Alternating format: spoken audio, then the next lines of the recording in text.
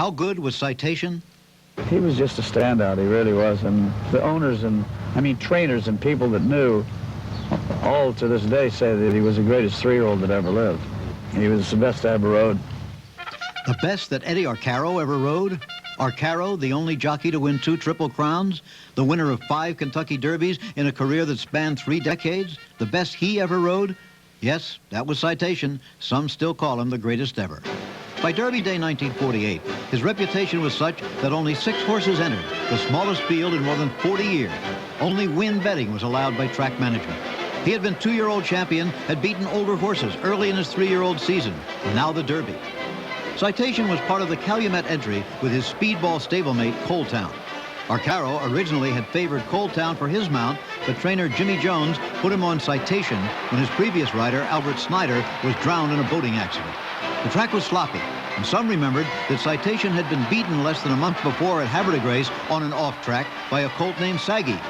Coaltown quickly moved to the lead, as expected. Citation was comfortably placed in second. On the backstretch, Coaltown had a big lead, but Arcaro still waited on Citation.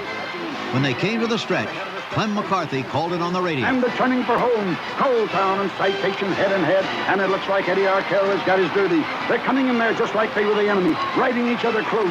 And it is Citation coming to the front. He's everything they said he was. He's going to win with his ears pricking. It is Citation by 2, pulling away. And the other horse, Coaltown, is hanging on gamely, but that's all he can do is hang on gamely to the second. Citation wins this Derby. It was a record 4th Derby win for Arcaro, the 3rd for Calumet Farm.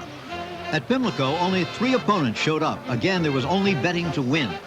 Citation had scared off every horse who had faced him in the Derby. He was held at odds of 1 to 10. Second choice Bovard was 9 to 1. King Ranch was represented by Better Self and Sonny Whitney by Vulcan's Forge. But to the crowd, there was only 1 horse, and that was Citation. It was little more than a good workout. The margin was 5.5 lengths, but it could have been anything. The second of 6 Preakness winners for Eddie. Surprisingly, 7 horses came to challenge Citation in the Belmont. His sire, Bull Lee, couldn't win at a distance, so they thought maybe, well, just maybe they'd give it a try at 1.5 miles. Citation stumbled slightly coming out of the gate, but from that point on, he took charge. In the early going, Faraway, owned by Man o' War's owner Sam Riddle and ridden by the talented Ted Atkinson, stayed with Citation. But Citation was under steady restraint, and Atkinson knew it. He could only hang on and hope for the best. Unlike the Derby and Preakness, the track was fast, and Citation was moving. He covered the 1.5 miles in 2:28 and a 5th. In the stretch, Faraway was far away and would finish last. The Triple Crown was Citation's. Big Si forever will be identified with his jockey that spring. It was Arcaro's 2nd Triple Crown. In time, he won 5 Derbies, 6 Preaknesses, and 6 Belmonts. He was tough, suspended for a year at one time. But a friend of his was a friend forever. He was the master.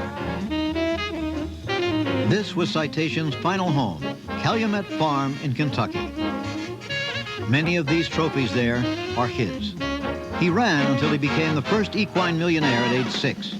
As a stallion, he couldn't pass on his talent and heart. He lies near his siren dam now. Arcaro said, most horses have 1 move in a race. Citation, he said, he had about 8 moves in it.